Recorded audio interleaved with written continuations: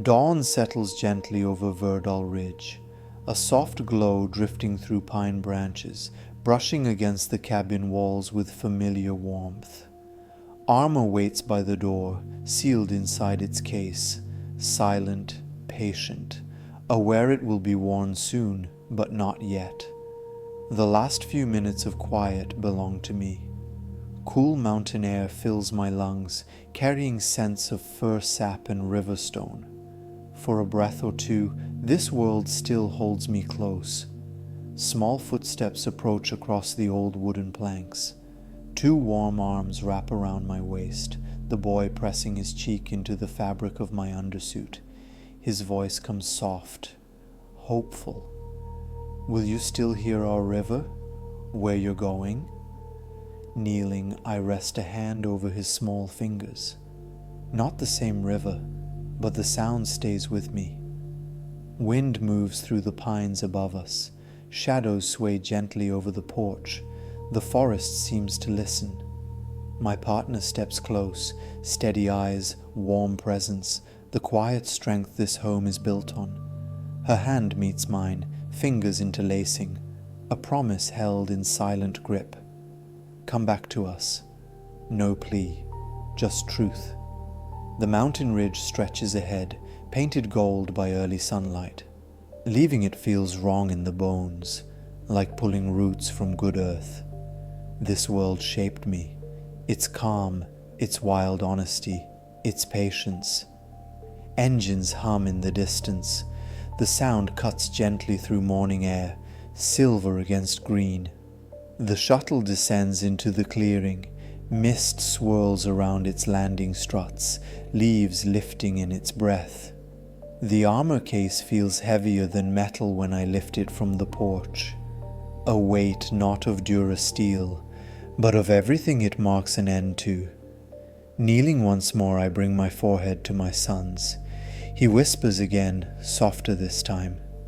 I'll wait for you by the river. My partner's breath trembles when I touch her cheek. Words aren't needed. Love fills the quiet without them. Through the pines I walk, each footstep a goodbye softened by moss and soil. The air tastes of cold stone and memory. The ramp closes behind me. Light dims. Verdal disappears beneath rising mist. Forest, river, ridge, all fading beneath the clouds. A quiet vow escapes before I can hold it back, barely more than breath. I'll come back. Engines lift us into the sky. My world shrinks, and the empire waits ahead. I am steady, and I carry quiet strength. The shuttle lifts steady through the cloud veil, pale light flickering across metal ribs and restrained harness straps. Verdal fades beneath the mist, its green ridges softening into memory. The seat vibrates gently under me. A long ascent, quiet enough for thoughts to stretch. Recycled air moves in soft waves across my face. It carries no forest scent, just the faint bite of coolant and metal.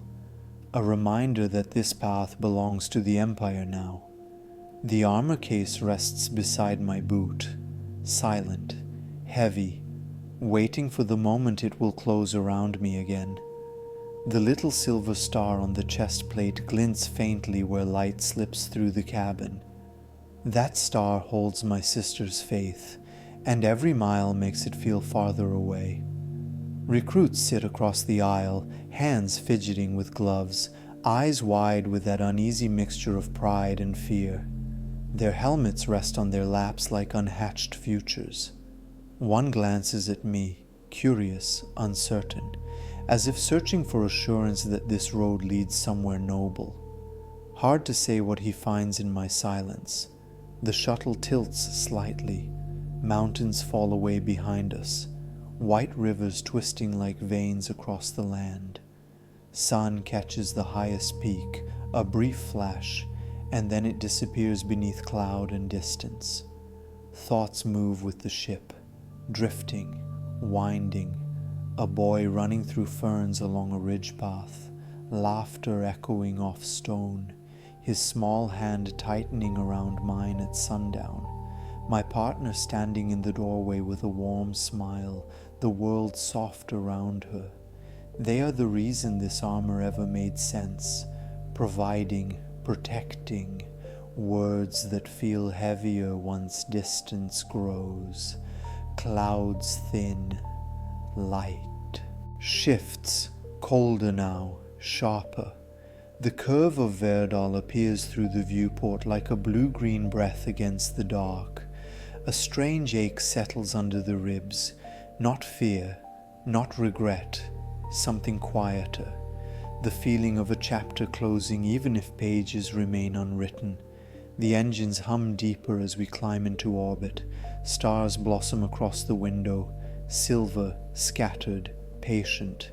Out here, everything feels older. My hand drifts to the tiny pocket inside my undersuit. The folded drawing rests there. 2 stick figures under a sun, river curling behind them, and the words, "Come back soon." The boy must have stayed awake to finish it. The shuttle angles toward a distant transport, a massive silhouette waiting above the planet's curve. Lights trace along its hull like cold constellations. That's where training will resume. That's where the number assigned to me will matter more than the name my parents gave. Strange how the galaxy asks for identity before it ever asks for truth. The pilot announces docking approach. A soft tremor runs through the cabin. Harness straps tighten gently across my chest. A recruit beside me clears his throat. "Did you leave family behind?" he whispers. The question lands quiet and unsure. My answer comes steady. "Yes." Then softer. "And I carry them with me." He nods, though I'm not sure he understands the weight. The shuttle slows. A soft shudder. Then stillness. Magnetic clamps lock us to the transport's spine. Soon the ramp will open, armor will close around my shoulders, and this new life will begin its steady pull. But for now, just a breath more. Settle with me here, in this small pocket of quiet. Inhale gently, let it fill the chest. Slow, warm, patient. Exhale softer, let the tension fall away, drifting like mist from the ridge at dawn. Again, inhale and release. Safe in the steady hum of this ship. The chapter shifts, but the breath stays yours. I am steady and I carry quiet strength. The ramp lowers, warm shuttle air giving way to a colder, sharper draft from the transport's docking corridor. Stepping forward feels like stepping into a new skin. Light here is different, sterile, bright, a pale white that removes the softness from every shadow. Boots meet the grate with a quiet rhythm. The recruits follow, helmets pressed close to their chests as if shielding something tender inside. The hum of the transport settles into my bones, a deeper vibration than the shuttle, older, heavier, more certain of its purpose.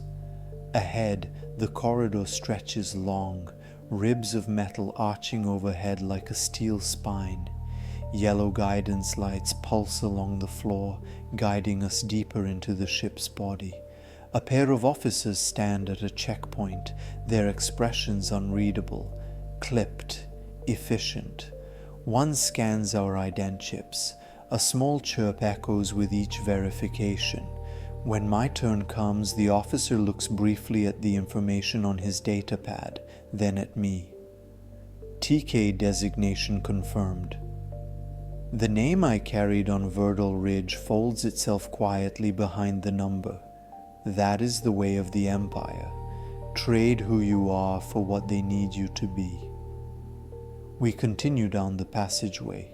Crew shift around us, their footsteps soft, their conversations muted to professional whispers. I pass a viewport, stars drifting in the void like glowing seeds cast into endless soil. Verdal glimmers far behind us, a small blue-green bead suspended in dark velvet. Distance makes it beautiful in a different way. A memory rises, soft as pine smoke. My son's laugh echoing through the valley, stones skipping across the river, my partner's warm hands brushing dirt from my sleeves after long days of work. Those moments sit in my chest like lanterns lit against a quiet storm. The corridor ends at a lift. Doors slide open. We enter. The lift hums as it climbs through the decks. On the training level, the doors open to a large hall, echoing, bright, lined with rows of lockers and armor. Presses. My locker awaits, its door marked with the new designation. I open it slowly. The armor rests inside, pieced together like a puzzle of duty. When assembled, it will shape posture and movement, swallow the scent of forests, replace it with ion charge and sterile air. The helmet sits on the upper shelf. Its visor stares back, blank, expressionless, a face made for silence. There's a weight to the moment before putting it on, as if the world holds its breath. The little silver star catches the overhead light. My sister painted it years ago, saying it would keep me brave in the places she could not follow. Fingers brush the mark gently. The metal feels colder today. Or maybe the air is. A recruit to my left struggles with a chest plate. I help him secure the lower latch. He nods gratefully, relief softening his shoulders. Thank you. Training officers enter the hall. Their voices carry calm authority. We form rows. Instruction begins. My thoughts drift even as the words echo, not away from duty, but toward the reason behind it. The ridge, the river, a boy waiting with hope in his hands. Every command I follow now. I follow so their world stays whole. The officers dismiss us for rest. Lights dim slightly as the hall thins of bodies. I return to my bunk, a narrow space but steady, clean, safe enough. The ship hums around me. The sound is different from forest wind but carries its own rhythm, a mechanical heartbeat I grow used to. Lying back, I let thoughts settle like dust in warm light. I am steady and I carry quiet strength. The first dawn aboard the transport doesn't rise with sunlight. It rises with a soft shift in engine tone, a low tremor through the bunk frame, and the quiet hiss of circulation vents waking the air. Eyes open slowly. For a moment I forget where I am. The ceiling smooth, metallic, unfamiliar. No wooden beams, no pine shadows. Just clean durasteel and faint blue status lights watching over the corridor outside my berth. The body feels heavier than sleep itself. Space has its own gravity, not in mass, but in meaning. The hum of the ship settles into rhythm again, steady as a heartbeat too large to belong to anything human. Sitting up, I rest elbows on knees, letting breath find its shape. The memory of home presses quietly at the edges. Mountain wind, river mist, footsteps on soil that remembers me. A soft chime sounds down the corridor. Orientation call, time to move. Boots find the deck with a muted thud. Armor waits inside the locker. White plates catching the dim light, reflecting it back in cold glints. The helmet rests above, visor dark and unreadable. It's strange how something without a face can hold so much expectation. Lower armor first. Straps tighten across ribs and hips. Shoulder plates settle like quiet vows. The chest piece clicks into place, and the small silver star my sister painted peeks faintly from beneath the sheen. A single point of warmth in a suit built for discipline. It reminds me who I was, and who I hope to remain. Helmet stays in hand for now. I prefer the honest taste of unfiltered air for a few more minutes. The corridor outside glows with morning cycle luminance, crews passing in orderly flows, conversations hushed, footsteps light on the metal floor. The orientation chamber is wide, polished walls, a hollow display pulsing with pale blue lines marking ship sectors, protocols, emergency paths that thread like veins. Recruits stand in rows. Some look exhausted, others excited, a few pretending they feel nothing at all. The briefing officer speaks with confidence shaped by years of repetition, protocols, discipline, chain of command, words that strike like soft taps on armor, firm but not cruel. My attention drifts as the officer continues, not from disrespect, but because thoughts wander to the last morning on Verdal Ridge. My son's arms around me, the weight of goodbye, the river's calm voice hiding behind his question. A recruit beside me shifts nervously. The officer notices none of it. This moment is routine for him. For us, it is a turning point.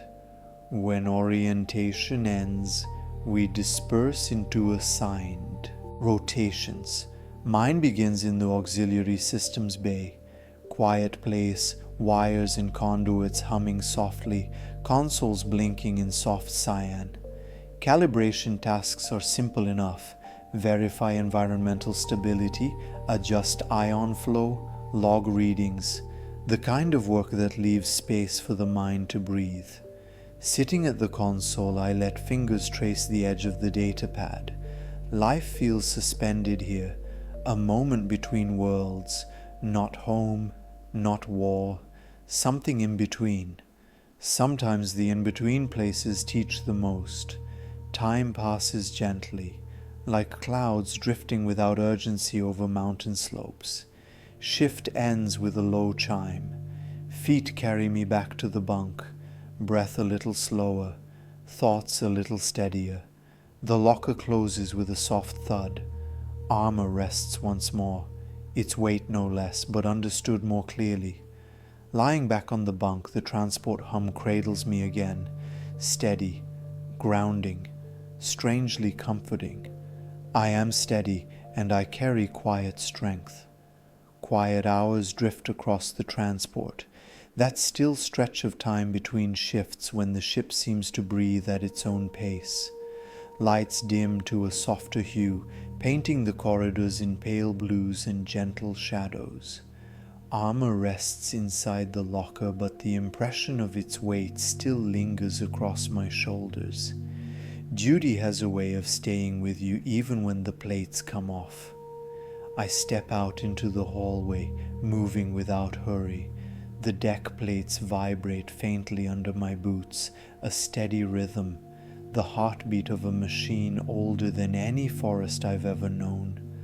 Orientation left my mind full, but not with protocol. Instead, I keep thinking about home. The way the boy's hair shimmers when dawn hits the ridge, the quiet pride in my partner's eyes when she hands me my pack before work. Strange how memories grow louder when the world around you is silent. I pass a small viewport. Stars bloom outside like cold blossoms, scattered across a velvet black that feels endless, and yet comforting. Leaning a palm against the glass, I watch streaks of distant light slide by. For a moment it feels like I'm standing on the ridge again, wind moving through fir branches, river foam catching sunlight. Everything simple. Air circulates over my face, warm and artificial, nothing like mountain air. Still. I close my eyes and let the hum beneath my boots blend with the memory of flowing water. A young recruit steps up next to me. He clears his throat softly. "Hard getting used to space?" he asks, eyes fixed on the stars. I don't answer right away. Instead, I watch the slow arc of a drifting satellite catching a distant sunbeam. Some parts, I finally say. Some parts I'm still learning. He nods like he understands, even if I know he doesn't. Not yet. The lift doors open at the end of the hall. We both step inside. The cabin hums as it descends to the mess deck, a constant lullaby of machinery. Lights brighten slightly when the doors part. The mess is nearly empty. A few troopers eating quietly, voices low, utensils clinking softly against metal trays. I take a seat by myself, a simple ration pack warming in my hands. The steam rises in slow ribbons. A cup of synth-caf sits beside it, bitter, lukewarm, but grounding in its own way. Meals taste different out here. They fill the stomach, but not the soul. I take a sip anyway. The warmth spreads through my chest, steadying breath and thought. A hollow terminal flickers near the far table. Crew logs scroll in quiet blue lines. I imagine sending a message home, but the words feel tangled. What do you tell the ones waiting on a ridge when you barely understand the path ahead yourself? Soon, I murmur to the empty seat across from me. After finishing the meal, I head back toward the berths, the hall dimming once more as night cycle settles across the ship. I open my locker before resting, just to look at the silver star on the armor chest plate. The tiny mark glows in the low light, steady, loyal, familiar. It reminds me of promise, of roots, of the forest that raised me long before duty ever called.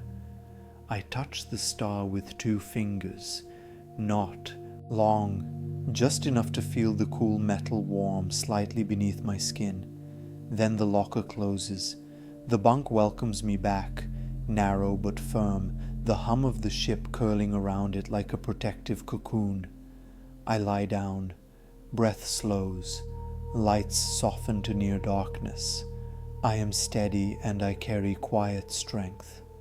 Night cycle stretches long aboard the transport, a quiet that folds itself around the corridors like soft cloth over steel. The ship dims to deep blues and muted silver, shadows resting in corners where light rarely lingers. Sleep comes and goes. A few hours pass in slow waves, drifting, rising, drifting again. The kind of rest that heals the body but leaves the mind still wandering. Sitting up, the bunk's frame sighs beneath my weight. The room breathes with the hum of systems tracing ion currents through the hull. Stepping out into the corridor feels natural, as though the ship expects movement during these quiet hours. Boots whisper across the deck plates, following the soft thread of floor lights guiding me down the length of the hall. A maintenance droid passes slowly, tiny lights blinking in polite acknowledgement. Its wheels click softly, a gentle counterpoint to the ship's deeper voice. Even machines have a rhythm out here. The outer deck walkway appears ahead, its door opening with a smooth hiss. The walkway curves along the hull, windows stretching from knee to ceiling. Stars flood the space, countless, shimmering, cold, scattered like frost across endless dark. Leaning against the transparent pane, I let my forehead rest lightly on cool glass. Verdal's moonlight never looked like this, never cut so clean through the sky. But even the cold beauty of space carries a quiet ache behind it, a ridge path under starlight, wind moving through tall grass, the river whispering secrets to the dark. Memory wraps around my chest with a warmth that almost hurts, not a sharp pain, more like the weight of a hand resting over the heart. A faint reflection appears beside mine in the viewport.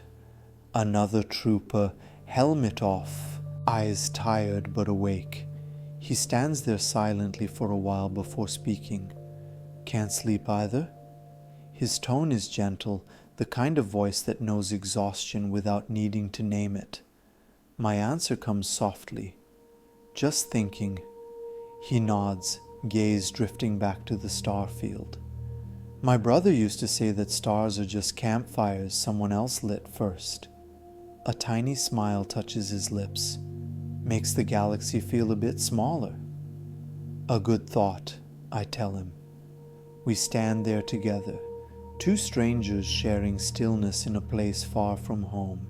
No need for names. Silence speaks for us. The ship's engines shift tone slightly, a soft change that ripples through the floor. Probably a course adjustment, a tiny correction on a long journey. Funny how the galaxy feels enormous, yet life becomes a series of small corrections just to stay on path. The other trooper eventually nods and returns to his berth. The walkway grows quiet again. Me, the stars, and the steady hum under my boots. My son would love this view, would press his face to the glass and try to count every star. The thought warms something inside. He always looked at the world like it was full of wonder, even the small places. Maybe that's why leaving feels heavier than armor. A soft chime signals the next shift is near. Time to rest again, even if only for a little while. Returning to the bunk, I let the door slide shut behind me. The room holds the same dim glow, the same patient silence. Sliding beneath the blanket, the mattress receives my weight with gentle firmness. Breath settles, thoughts slow, the hum grows softer. I am steady, and I carry quiet strength. Morning cycle rises quietly, not with sunlight, but with the soft hum shift of power grids and the warm glow easing along corridor panels. Eyes open slow, the body feels rested enough, not fully restored but steadied by the transport's gentle rhythm. Sitting upright, I rub warmth back into stiff hands. Sleep lingers like fog, drifting at the edges of thought. The announcement tone pulses once. New orders posted. My designation appears on the panel, highlighted in pale blue. Another training cycle, another step deeper into the Empire's spine. I rise. The bunk blankets fold neatly under practiced hands, each movement quiet, deliberate, a small ritual that centers the mind. The locker opens with a soft release. Armor waits inside. White plates resting like polished shell, edges catching the room's dim light. Running fingers over the chest plate, they pause on the tiny silver star. My sister's paint, still faintly reflective, still clinging to hope. That small mark feels more like home than any datapad message could. Piece by piece, the armor settles onto my frame. Straps tighten, joints align. Weight distributes evenly across shoulders and hips. The helmet stays in hand once more. One final breath of open ship air before it becomes filtered and distant. Stepping into the corridor, lights brighten in soft response. Troopers shuffle from their berths, some silent with focus, others bleary-eyed and half awake. The transport feels alive at this hour, a giant settling into its day. Training hall doors slide open. Rows of recruits stand ready, instructors prepared with data pads and stern expressions. A lieutenant addresses us, voice crisp, confident, distant in its own way. Today, field simulation, coordination, maneuver discipline, situational clarity. The words hit like steps on old stone, familiar, predictable, necessary. My place forms at the end of a row, helmet still in hand. The visor stares up at me, its darkness waiting to shape the world into narrower edges. Once sealed inside this helmet, the galaxy feels smaller, louder, less forgiving. The lieutenant signals. Helmets go on. My world shifts instantly. Sound softens. Vision narrows through the visor's cold frame. Breath becomes filtered through vented edges. Inside the helmet, my own heartbeat sounds louder, steady, grounding. Movements become unified. Rows shift as one. Boots strike the floor in a rhythm that echoes like disciplined thunder.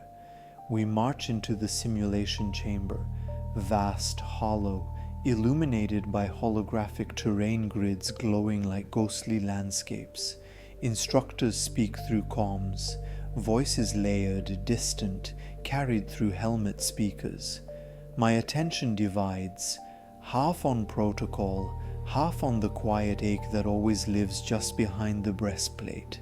A simulated ridge appears in pale light, not Verdal, but shaped enough like home to pull something tight within the chest. The mind goes back easily, to the river, to the boy's small hand in mine, to the promise whispered at dawn. Commands snap through the comm, steps follow, the simulation unfolds, slow, structured, predictable, but beneath every movement lives the quiet truth that no simulation can train away. A heart can sit inside armor, but it never stops beating to its own rhythm. When the cycle ends, helmets come off. Air feels warm again, whole. The instructor dismisses us with a curt nod and data summaries. Recruits scatter in soft clusters, voices low, footsteps echoing down branching halls. Returning to my bunk, armor easing off, breath settles into calmer waves. The ship hums underneath, patient as ever. I am steady, and I carry quiet strength. The corridor outside the simulation chamber feels warmer than the training hall. Lights lower, air softer, as though the ship knows we need a breath before the next demand. Armor rests heavier on my shoulders than before, not from weight, but from everything the helmet filters out. Smell, sound, the subtle warmth of the world. Walking toward the debrief room, my pace slows without effort. A few recruits move ahead in a nervous cluster, their voices hushed but quick. One turns back. "You coming?" His tone is light, trying to hide the tension. I nod. We continue together. The debrief chamber is small, lights dimmed to a low amber glow. Screens flicker, with replay fragments from the simulation, movement patterns, formation spacing, hesitation timings. The instructor stands near the center, arms folded behind his back.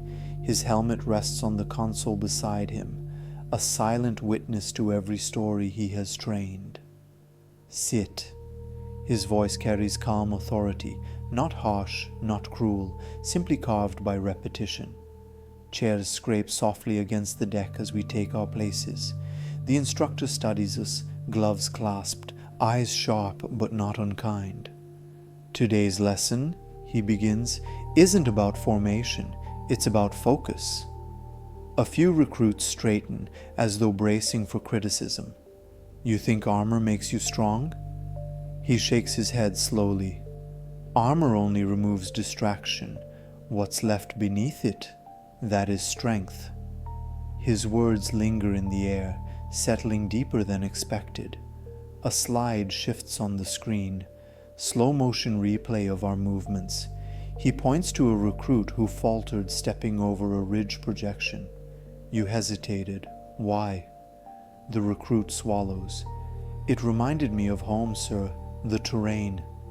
The instructor nods once. "Good. It means you're still human. Don't lose that. Just learn to carry it." Those words strike something inside me. Something quiet, something real. Carry it, as though home fits inside a suit of armor without losing its shape. The debrief ends sooner than expected. No harsh reprimands, just guidance, and an unspoken reminder that troopers are forged by more than drills. Stepping back into the corridor, the ship feels different. slightly softer, slightly more familiar. Recruits disperse to their duties, chatter fading into the hum of engines. I linger near the railing overlooking a lower deck, pipes weaving like roots, conduits glowing with steady life. Maybe strength isn't in the metal, but in the pieces of home we keep tucked behind the visor. Thoughts drift back to ridges wrapped in morning fog, to the boy running along river stones, to the soft smile of my partner when sunlight warmed our doorstep. The recycled air brushes past my face, warm enough to remind me of breath, not warm enough to be home. A message indicator blinks on my datapad, not from home, just standard rotation updates. Still, the small flash of hope tightens something in my chest. Shaking off the thought, I make my way to the mess. Calf waits in metallic dispensers lined along the far wall. The cup warms my hands, grounding, steady, present. Taking a quiet corner seat, I close my eyes and let breath fall into rhythm with the ship. I am steady and I carry quiet strength. Calf cools slowly between my palms, steam drifting in thin ribbons toward the dim lights above the mess hall. The warmth spreads through my fingers, quieting the leftover tension from training. A few troopers murmur nearby, fragments of conversation carried on the soft pulse of the ship. Think the simulation will get harder? Heard we might reach a relay station soon. Hope the rations improve. Normal worries, small ones, the kind that make life in the Empire feel simpler than it is. I finish the last sip. The empty cup echoes lightly against the table, a soft reminder to move. The corridor outside stretches long and warm lit. I walk without urgency, letting the hum beneath my boots guide each step like a low, steady drum. Passing a reflective panel, the sight of white armor staring back slows my pace. The visor, blank, narrow, shaped to see without being seen, feels heavier today. This suit hides the person, so the duty can speak louder. But duty isn't the only voice in me. Beneath the chest plate, under the layers of fabric and shielded plates, breath still finds its rhythm, steady, human, real. The ship shifts course slightly. My balance adjusts without thinking. Armor responds like a second skin, solid, reliable, but never entirely comfortable. A maintenance bay opens to my left. Something draws me in. Maybe the quiet, maybe the warm glow from exposed conduits. Inside, a technician hunches over a console, tools scattered in a neat, practiced ring around him. He glances up as I approach. "Suit giving you trouble?" he asks, voice worn but friendly. "No trouble." My answer comes slow, thoughtful. Just getting used to what it feels like. He chuckles softly, wiping grease from his palms with a cloth. Everyone thinks the armor's about protection first. He gestures toward the chest plate. Truth is, half of its job is teaching you the weight you carry. His words settle deeper than expected. Not just armor, responsibility. The weight of a family waiting on a ridge. The weight of a promise whispered to a child. The weight of becoming someone they can believe in. I thank him quietly and return to the corridor. Far ahead, a viewport casts silver light onto the deck. Drawn to it, I rest a hand on the cool surface of the glass. Stars drift by, calm, ancient, unbothered by the paths we carve beneath them. The air hums softly around my helmet, warm enough to anchor the breath. My thoughts turn to my partner, her voice steady even on the hardest days, the way she smoothed my collar before every shift, fingers lingering for a heartbeat longer when goodbye hovered between us. She never asked me not to go, only asked me to return whole. And the boy, running barefoot through pine needles, pockets full of river stones, laughter echoing like sunlit music through the valley. His drawing rests in my chest pocket, folded carefully, carried carefully. A soft chime sounds. The next cycle will begin soon. I turn away from the viewport and make my way toward my berth. The hum grows quieter there, lights dimmer, air calmer.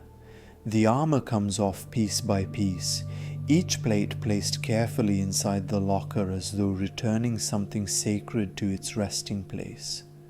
The silver star on the chest plate catches the faintest glimmer from the overhead lights, a tiny piece of home shining in all this metal. Lying back on the bunk, breath softens instantly, the body grateful for relief. I am steady and I carry quiet strength. Name: Spaceship Hum, Volume 20 dB. Morning cycle feels gentler today, lights rising softly in my berth, the hum of the engines steady and warm like a distant heartbeat guiding the ship forward. A message indicator blinks beside the bunk. Rotation assignment updated. Communications bay duty. A quieter post, one that asks for attention, not force. Standing, I stretch arms and shoulders, a soft ache unwinding itself from beneath yesterday's armor. The locker opens with a subdued hiss. White plates gleam faintly inside, waiting with patient certainty. Fingers drift over the chest plate, pausing on the silver star. That small mark feels like a breath of home preserved beneath all this steel. Some things you carry, not because you must, but because they keep you whole. Piece by piece, the armor settles onto me. Straps tighten, sections align. The familiar weight returns, grounding rather than burdening. Helmet remains in hand as I step out. The corridor glows with pale blues, troopers moving in quiet lines toward their assignments. The comms bay sits deep in the ship's midsection, a quiet room filled with soft lights and rows of consoles glowing like stars trapped in glass. The technician on duty nods as I enter. "You're the new support for today?" he asks. "Yes." My voice feels steady, settled. He gestures toward a vacant console. "Monitor the relay. Log any flagged messages. Keep the channel open for priority traffic." Simple enough. Calming work. I take my seat. The chair contours around the armor with practiced design. Screens brighten in quiet spirals. Soft pulses of white woven with blue code streams. The room hums quietly.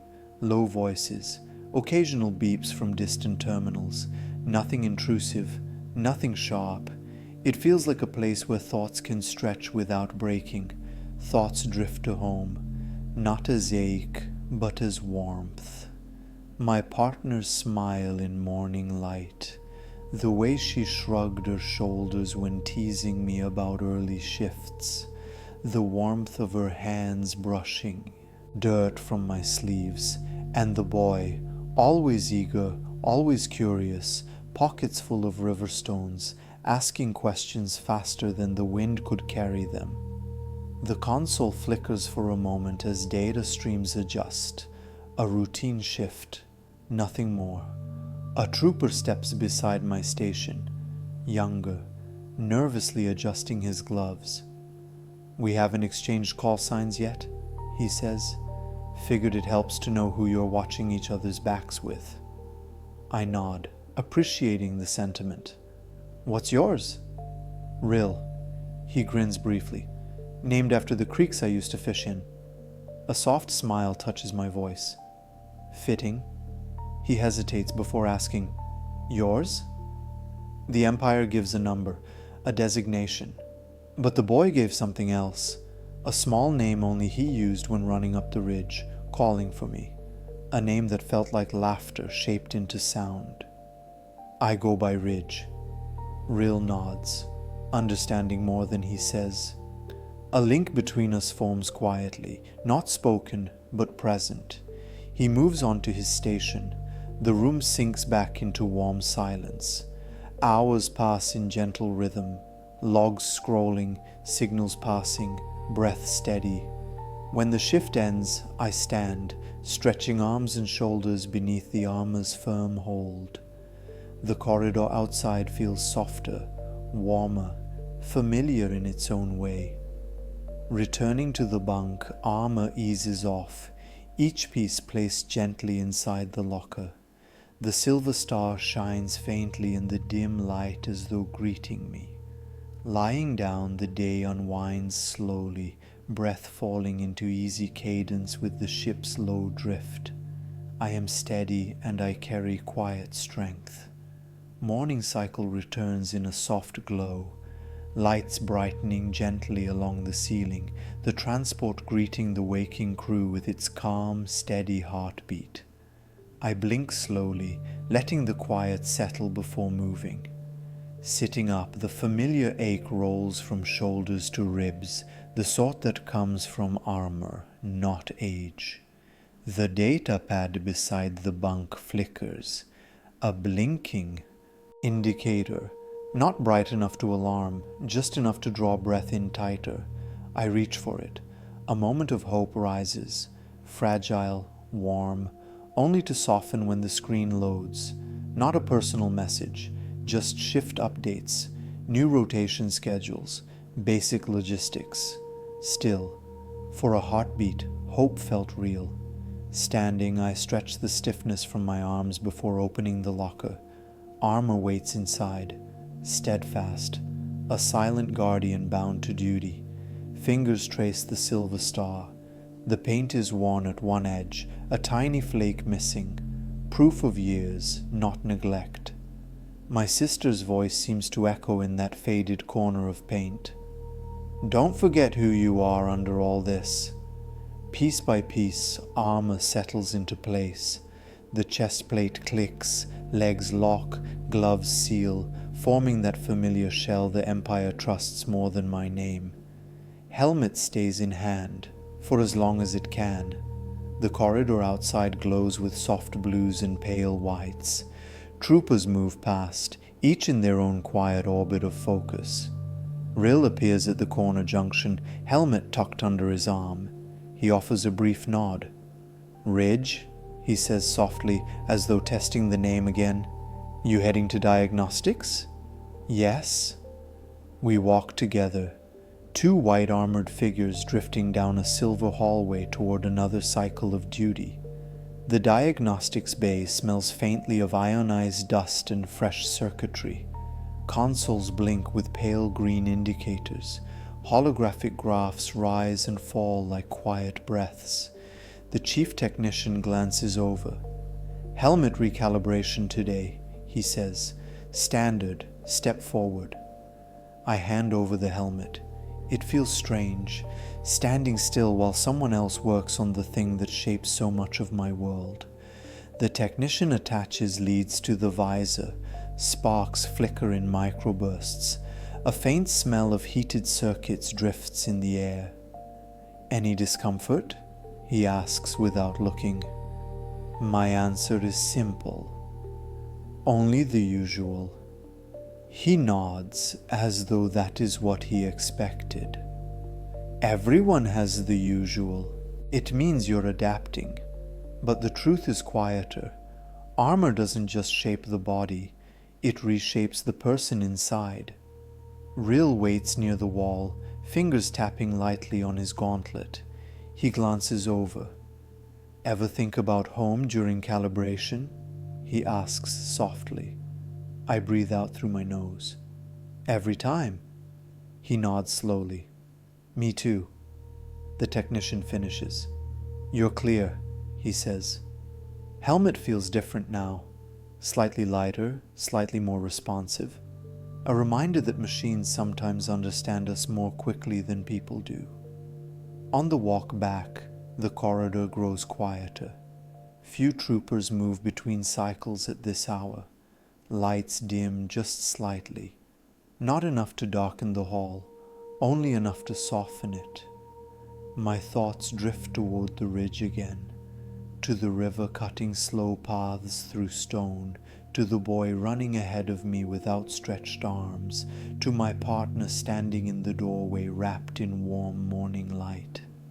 The ship can take me far, but memory moves faster.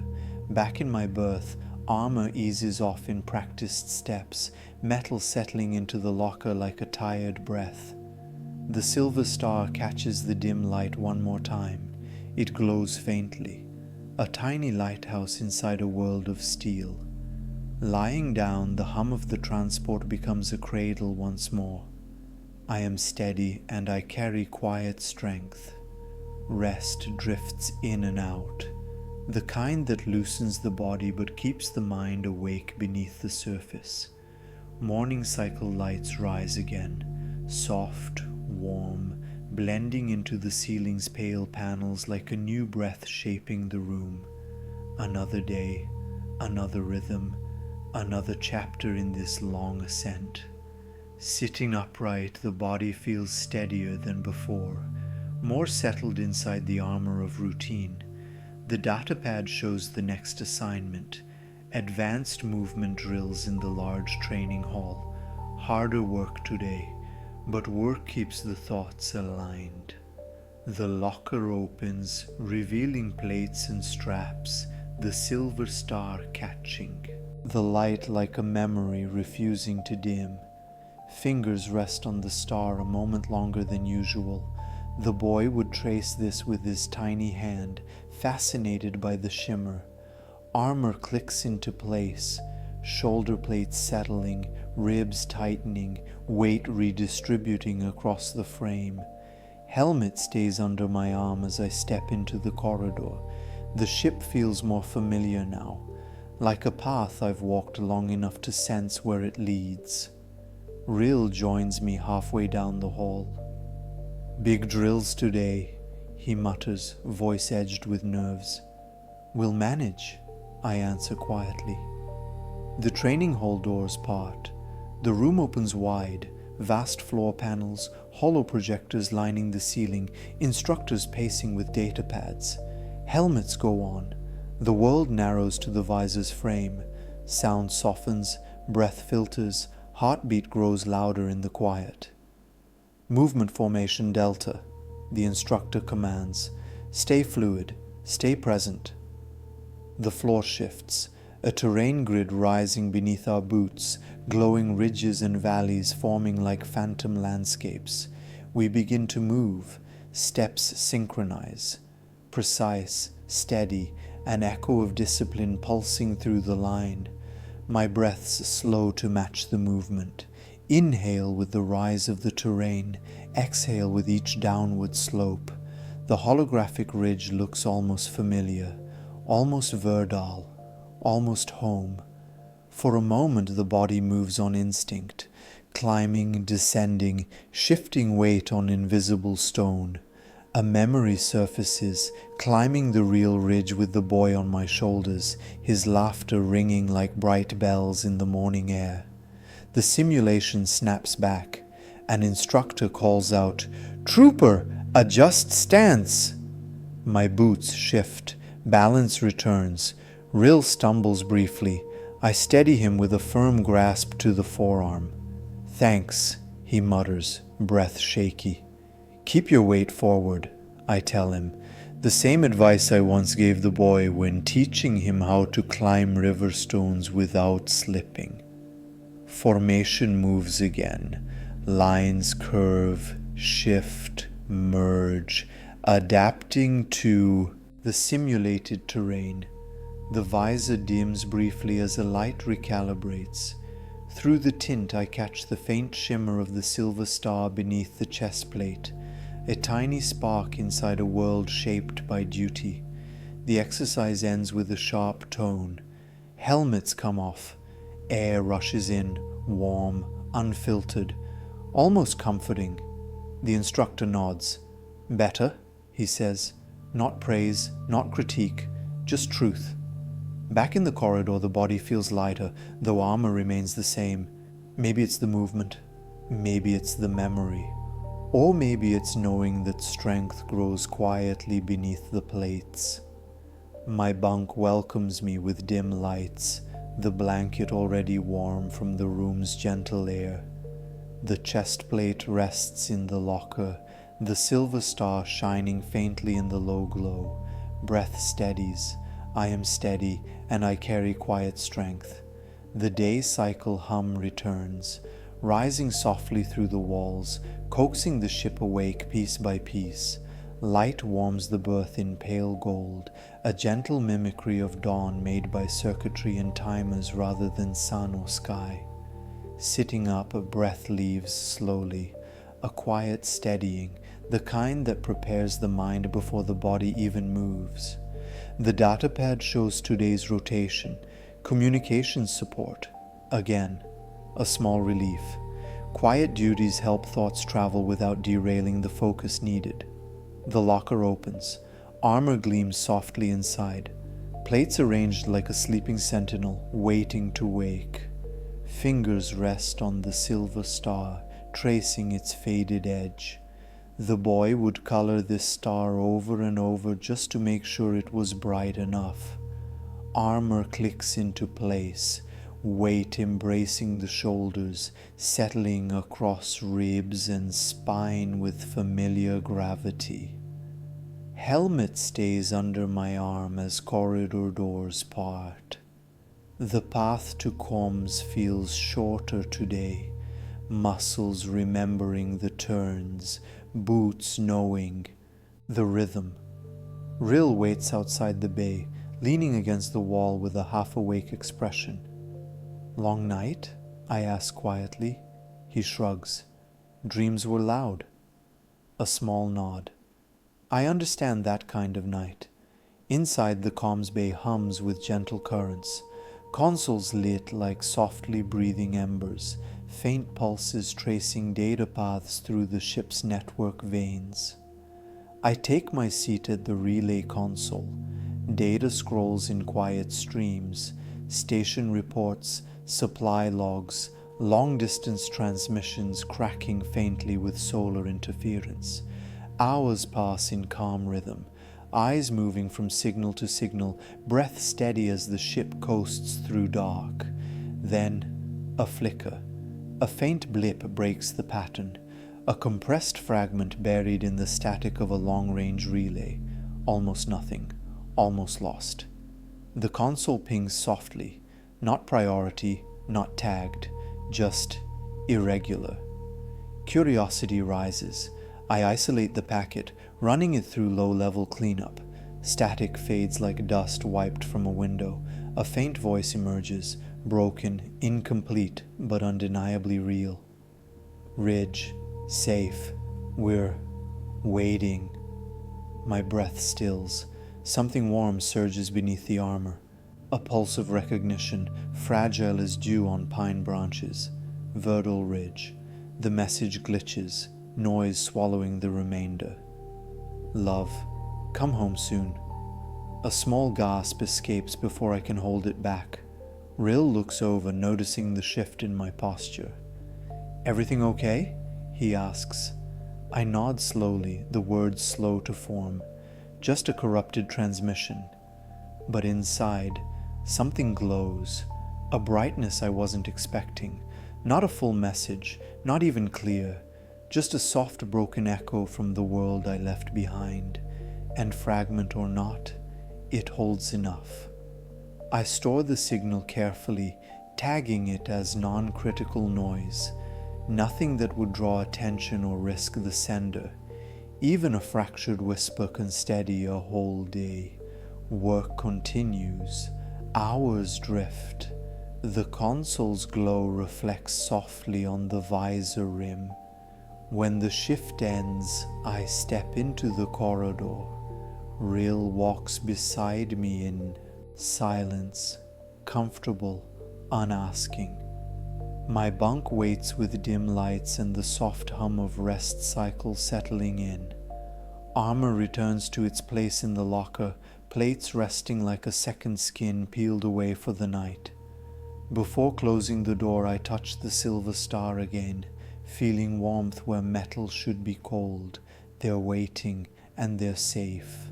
Lying down, breath softens, heart steadies, and the fragment of that broken message repeats gently in my mind. I am steady and I carry quiet strength.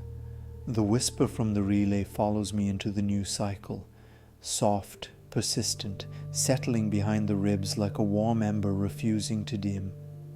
Ridge, safe. We're waiting. The fragmented words echo through the quiet as the lights rise gently along the bunk walls.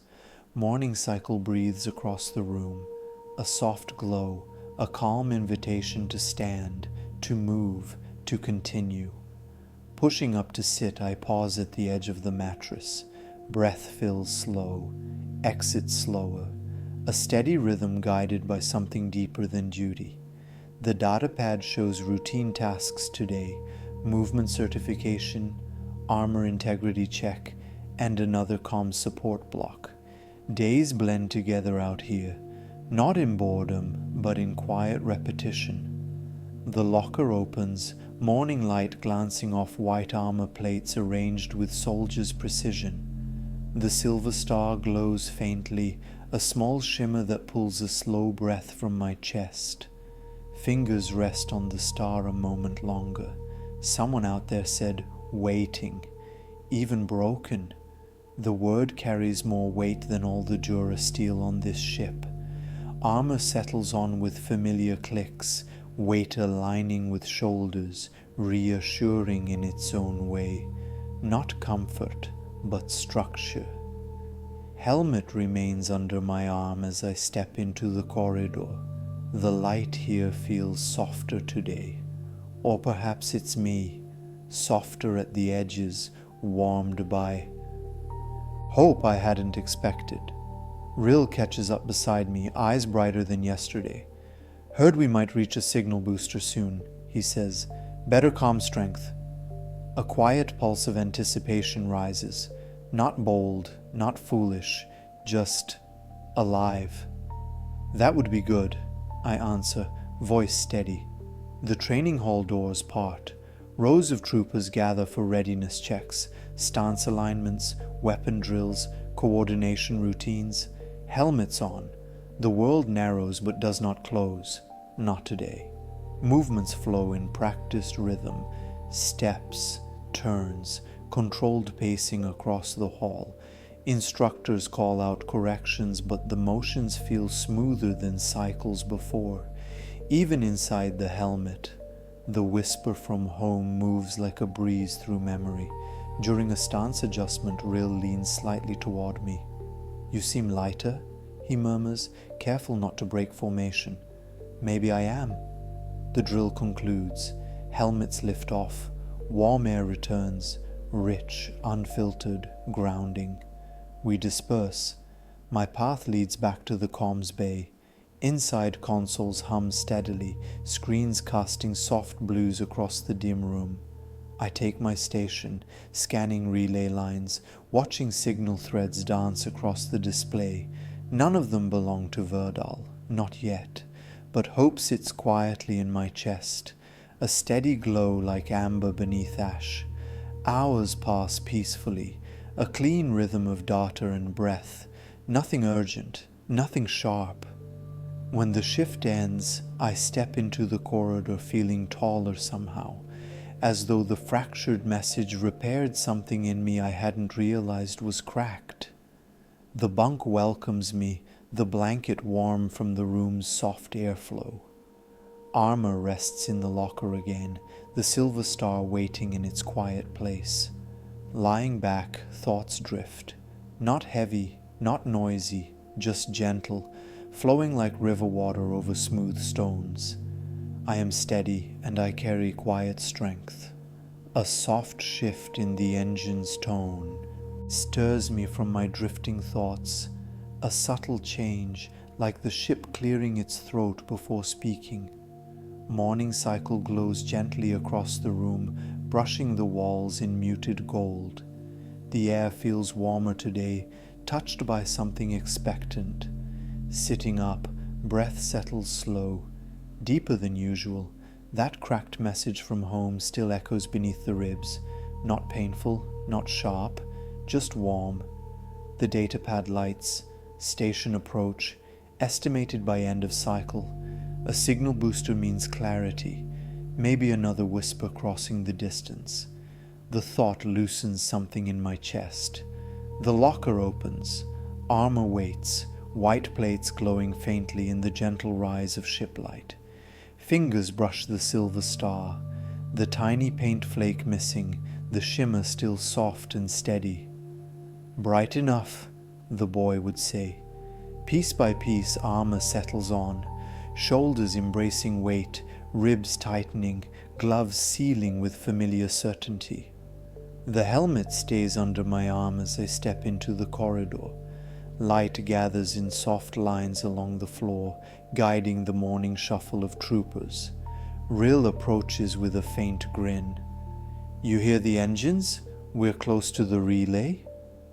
I nod once. The unspoken meaning lingers, both of us holding quiet hope for different reasons. The mess hall feels calmer than usual. Calf steams from metal dispensers, filling the air with warm, earthy scent. I take a seat in the corner, the same one each cycle, letting heat seep into my gloves. Rill joins me, leaning forward on his elbows. "You ever think about what you'll do after all this?" he asks. The question lands gently, not heavy, just honest. My breath slows. "Sometimes." He nods, eyes drifting toward the floor. "I think I'd go back to the creeks, maybe work on the water lines again. Feels strange, imagining a life after a helmet." It does.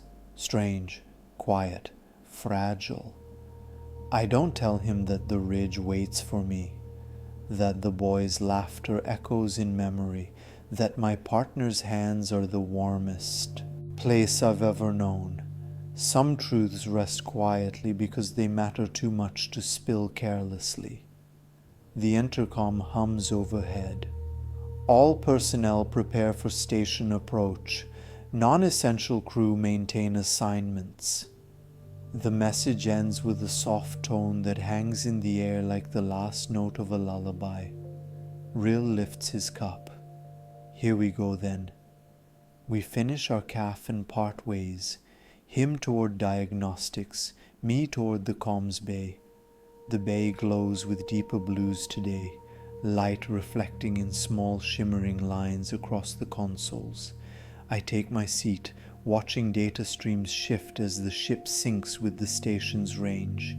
Signals sharpen, noise thins, long-distance relays stabilize like strings tuned gently to pitch. And amid the streams, one channel flickers. Not a message, not yet, just a stable signal lock from Verdal's sector. Breath tightens, then softens. The distance feels smaller today. My shift ends quietly. No surprises, no alarms, just a calm certainty growing where ache once lived. Back in my berth, armor eases off in soft echoes, plates settling gently into their resting places. The silver star catches the dim light, steady, patient, bright enough. Lying down, the hum of the ship blends with the quiet inside my chest until both feel like the same rhythm. I am steady and I carry quiet strength. The ship shifts again, a slow, deep vibration rolling through the hull like a giant turning in its sleep. Lights dim slightly, then warm to a soft amber rhythm. The captain's voice follows, calm and steady through the intercom. "Full crew, prepare for synchronized docking. Maintain standard readiness." I draw in a slow breath, feeling the change without needing to move. A relay station means clearer transmissions, steadier signals, maybe even a second whisper from home. The thought settles deep, warm, quiet, steady as a hand placed gently over the heart.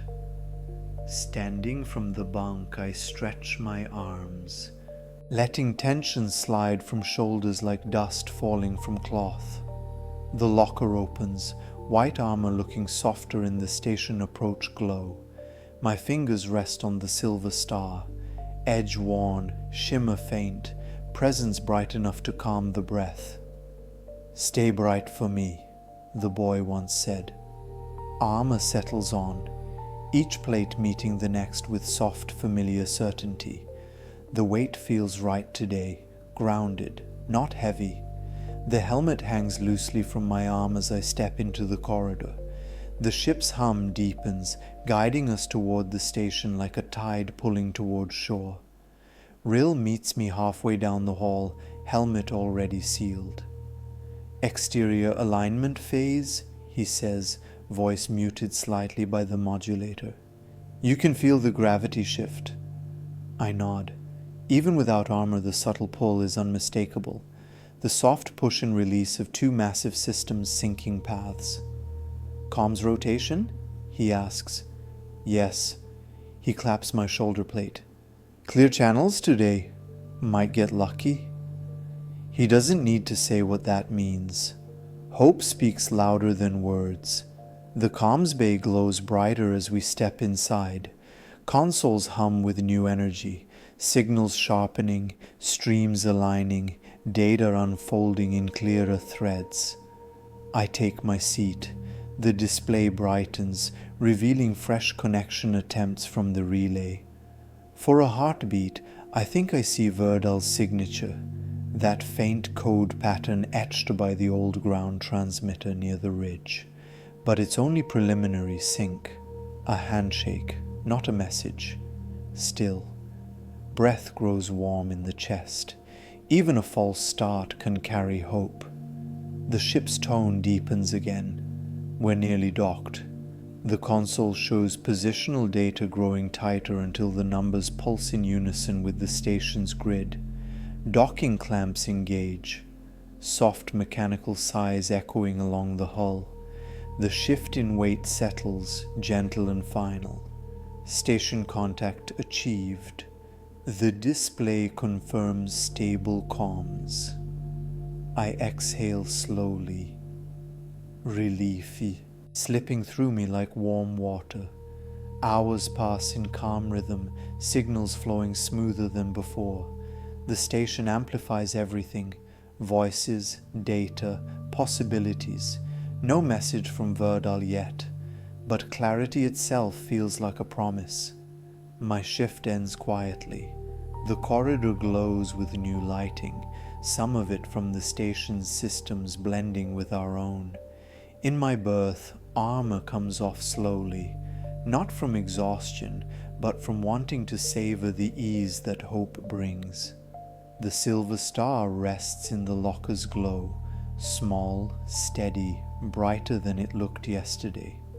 Lying back, I let the breath find calm rhythm with the faint new hum of both ship and station combined. I am steady and I carry quiet strength. Docked at the relay, the ship feels different, heavier in some ways, lighter in others, as though resting after a long breath held across the stars.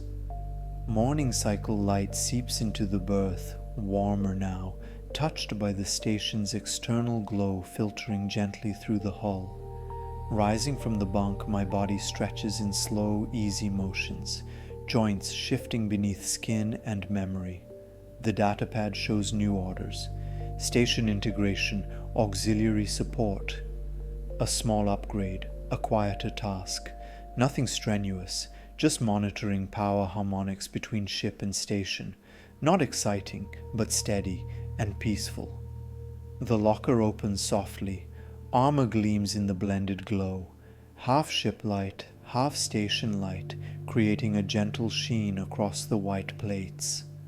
My hand finds the silver star again. Its shimmer looks warmer today, as though the relay's proximity breathed new brightness into it. "Still bright," I whisper softly, for the boy and for myself. Armor settles on.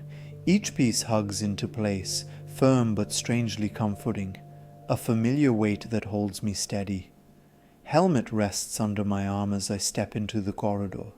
The air feels subtly different, fresher, lighter, carrying the faint scent of ion scrubbers installed by station crews. Real joins me, moving with an unusual spring in his step. "Feels good, doesn't it?" he says, being docked, like the ship is catching its breath. "It does," he grins. "You think Verdal has clearer coverage here?" The question settles in my chest, soft, warm, hopeful. "Maybe," I answer quietly. The pathway to auxiliary control opens into a narrow chamber lit with soft blues and steady green indicators tracking power transfer between systems. I take my station. Lines of data scroll gently.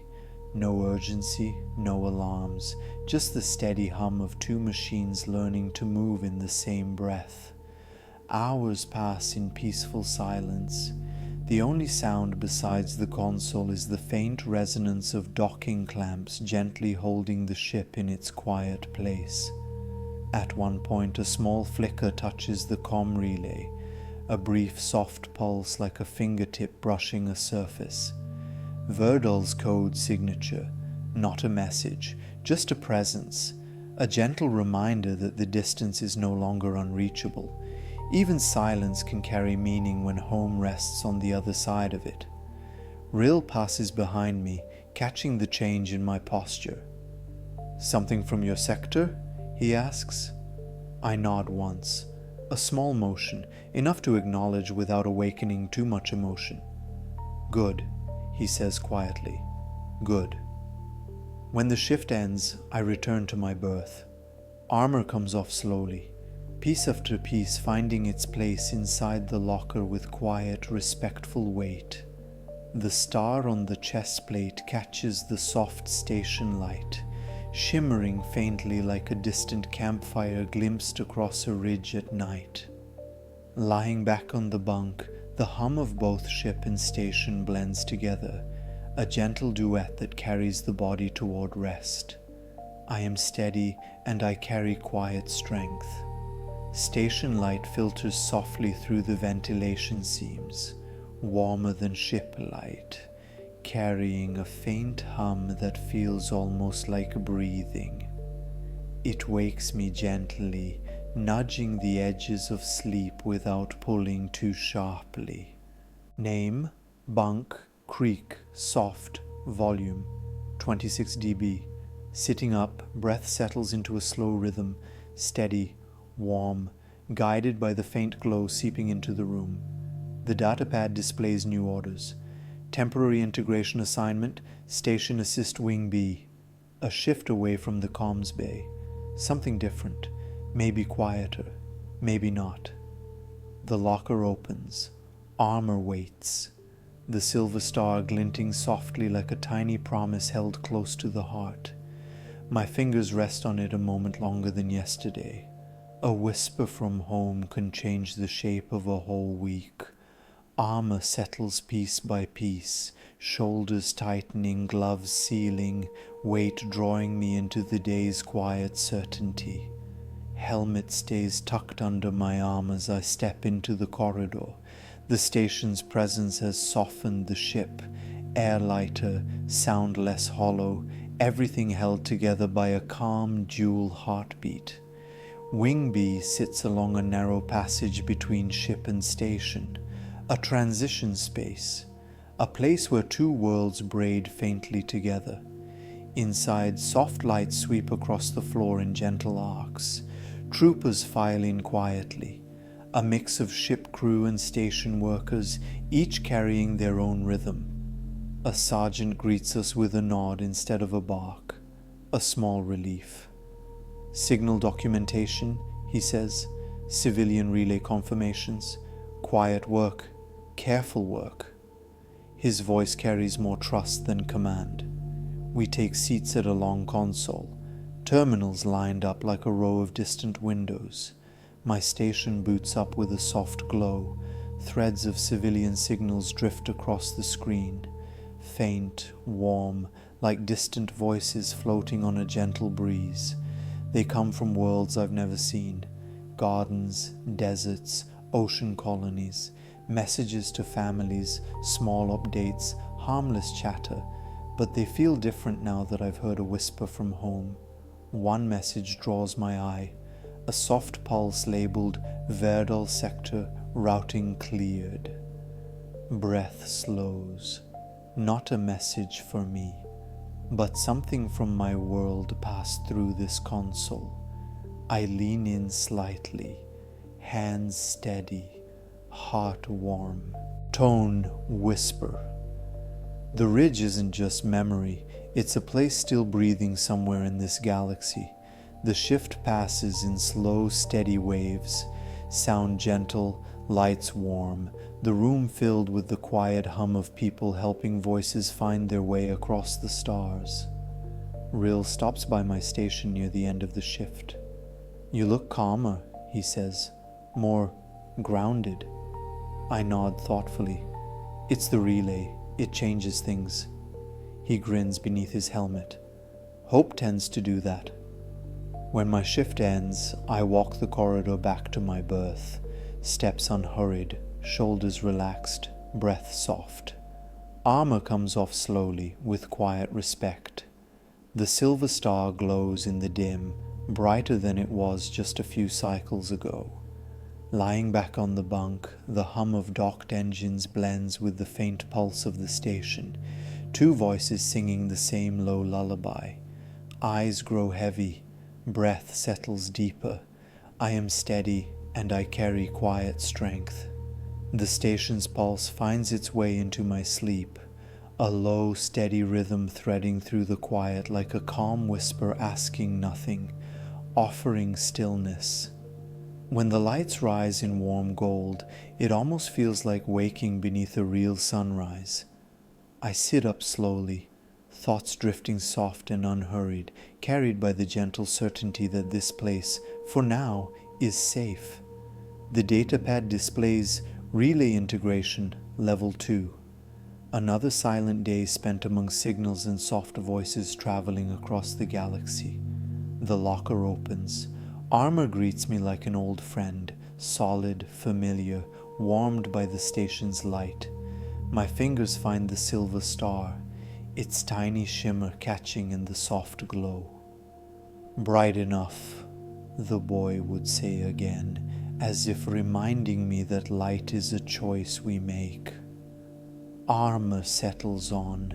Weight hugs the shoulders, comfortable now, shaping the breath rather than restricting it. The helmet stays under my arm as I step into the corridor. Station light spills across the walls in long, gentle stripes, softer than ship illumination, warmer too. Rill waits near the junction. "Wing A today?" he asks. "Wing A," I confirm. We walk together, boots brushing softly against the blended deck plates where ship and station architecture meet.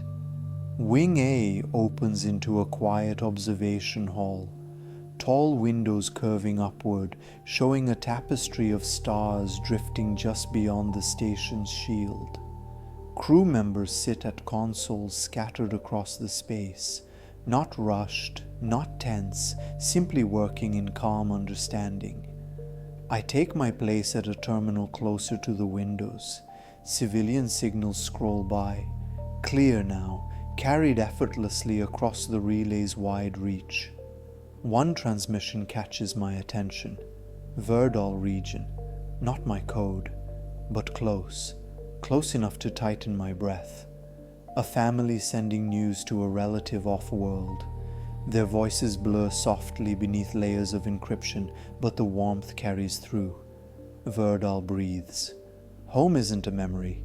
It's alive, speaking into the stars. Rill drifts by my station, leaning slightly toward my shoulder. "Anything from your ridge yet?" he asks quietly. I shake my head, not disappointed, not anxious, just waiting. He nods in understanding. "It'll come." His voice holds simple confidence, free of doubt or pressure. Hours pass in warm rhythm, signals flowing like gentle rivers, the station humming around us with soft reliability. When the shift ends, I linger a moment at the large observation window, watching stars shimmer like tiny lanterns floating on night water. The air brushes past my face, warm enough to feel comforting, cool enough to steady the breath. Somewhere out there, a ridge bathed in green dawnlight waits for me. Returning to my berth, the ship feels quieter than ever, resting peacefully in the station's embrace. Armor slides off gently, each plate placed softly in the locker as though the day itself deserves to be honored. The silver star catches the last glow of the cycle's lights, small, steady, shining with quiet promise. Lying back, breath deepens, muscles loosen. The hum of ship and station merges into a calm lullaby. I am steady and I carry quiet strength. The relay's quiet hum blends with the ship's low heartbeat, two rhythms layered together like calm wind moving through tall grass. Morning cycle light rises gently, brushing the berth in soft gold. I sit up slowly, letting the stillness linger a moment longer before the day gathers its shape. The datapad glows with assignments. Signal review, secondary archive. A quieter task, quieter than most, perfect for a mind still warmed by hope. The locker opens. Armor waits in calm silence, white plates softened by the station's gentle light. My fingers drift to the silver star, that tiny shimmer holding a whole world inside it. The boy painted it with all his focus, tongue between his teeth, eyes bright with pride. Armor settles on, one piece at a time, shoulders tightening, chest plate aligning, breath shifting into rhythm beneath familiar weight. Helmet tucked against my arm, I step into the corridor. The air feels lighter today, warmer somehow, as though the station itself has opened its doors to gentle thoughts. Rill waits at the junction, leaning casually against the wall. "Archive work, huh?" he asks. "That's the quietest post in the whole station." "Quiet is good," I answer. He taps my arm plate. "Maybe quiet enough for another whisper." I don't answer. I don't need to. The archive room is dim, rows of terminals blinking softly like distant fireflies. I take my station. Streams of stored transmissions drift across the screen. Old reports, cleared messages, archived data from dozens of sectors. The room itself breathes quietly.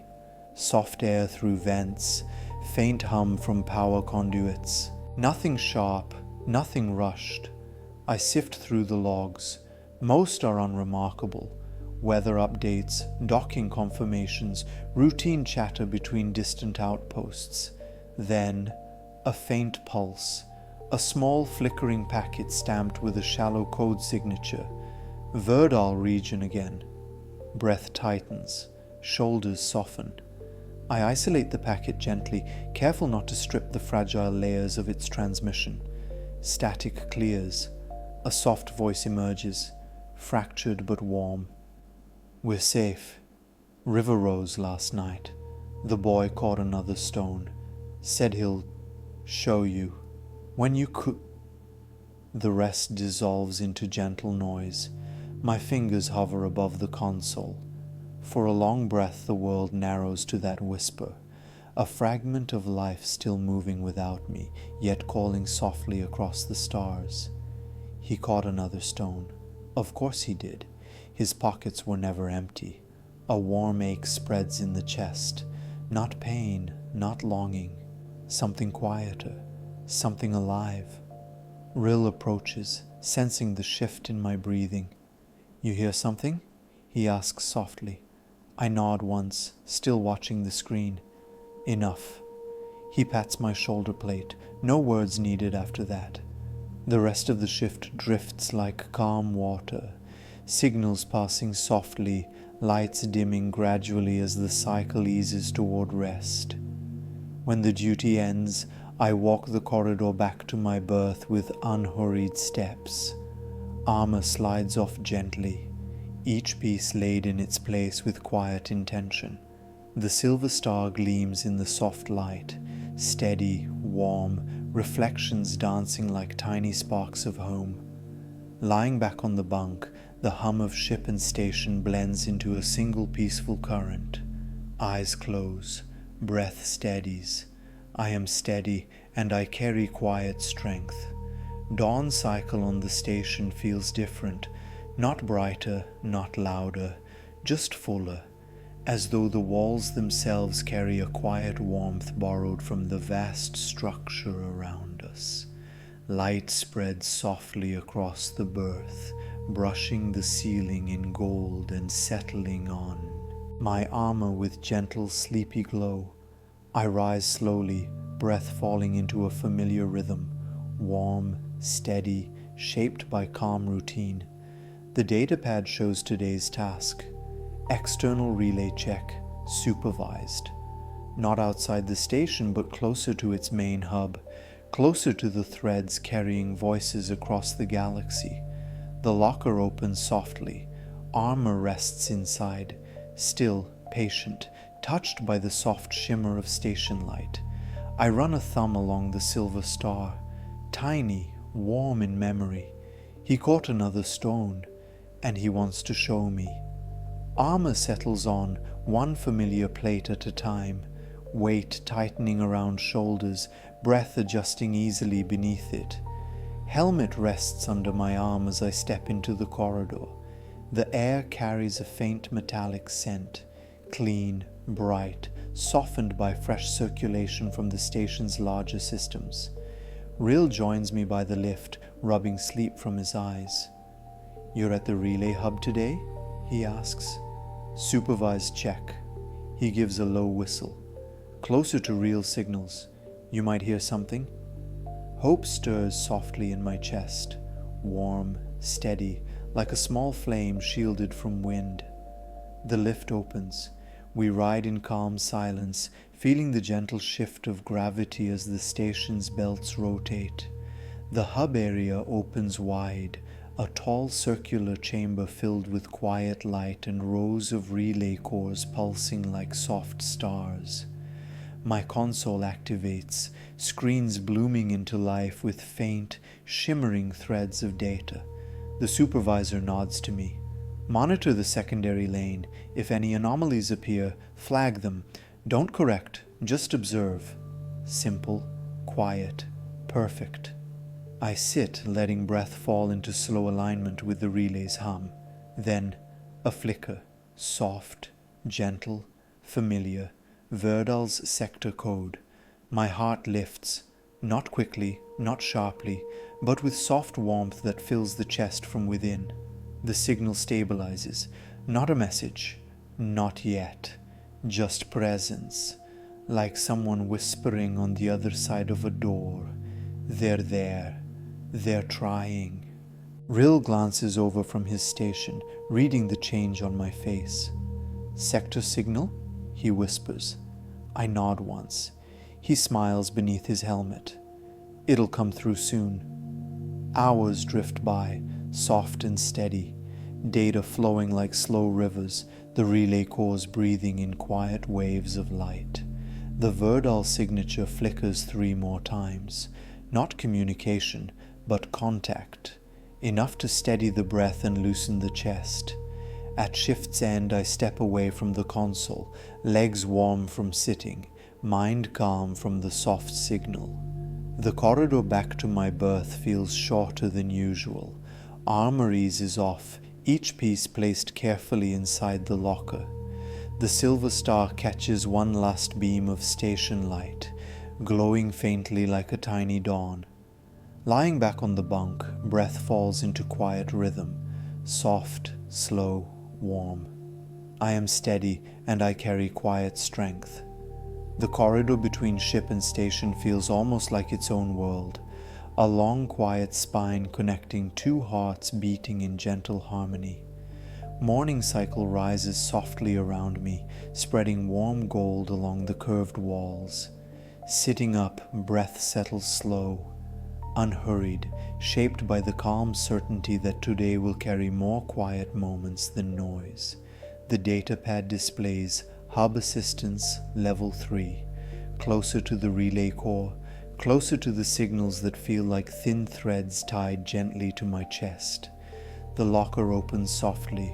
Armor rests inside, steady, familiar, the silver star glowing faintly like a promise whispered across great distance. My fingers brush it lightly. "Another stone," the message had said. I can almost hear his laughter bouncing along the river.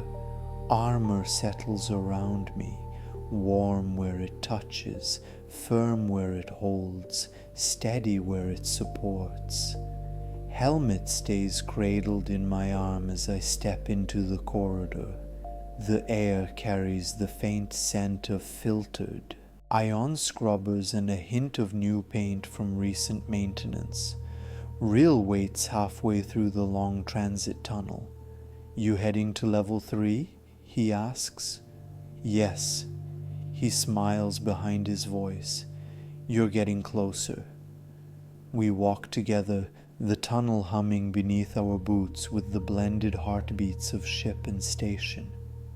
Level 3 opens into a wider circular chamber, relay cores arranged like tall lanterns glowing in soft rotating pulses. The supervisor nods in greeting. "You're on stabilizer reads today. Watch for minor fluctuations. Don't adjust, just report." I take my station. The display unfolds into gentle waves of data, each pulse a soft echo traveling across the stars. Then, another flicker.